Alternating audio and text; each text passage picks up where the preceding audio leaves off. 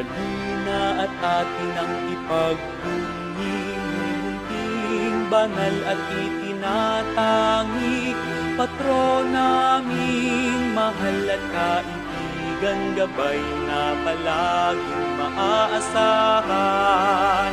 San Tarcisio, kami iyong tulungan, na sa araw-araw ay matularan, katapangan na iyong halimbawa, at kaamu ang lubos na dakila.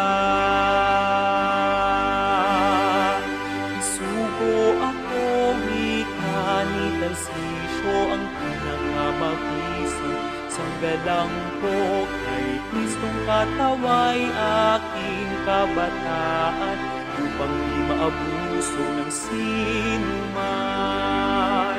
O batang martir ng Eucharistia, San Tarcisio, pinararangalan ka. Kami sa tuwin ay iyong akayin na lumuhod, at sa dilay tanggapin ang ostya na iyong ipinaglaban. Totoong ito'y si Jesus, magpakailanman. Dala ang sakramentong alay, hinarang sa gitna ng paglalakbay, itinago ang Eucharistia sa mga kaibigan samantala.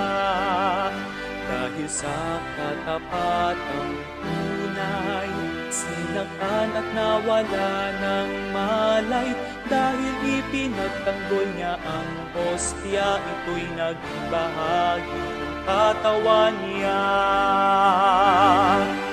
Isugo ako, wika ni Tarcisio, ang pinakamabisang sanggalang ko, kay Kristong kataway aking kabataan, upang di maabuso ng sinuman.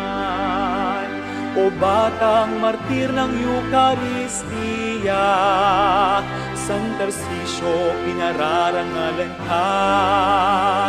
Kami sa tuwin ay iyong akayin na lumuhod, at sa dilay tanggapin ang ostya na iyong ipinaglaban. Totoong ito'y si Jesus, magpakailanman.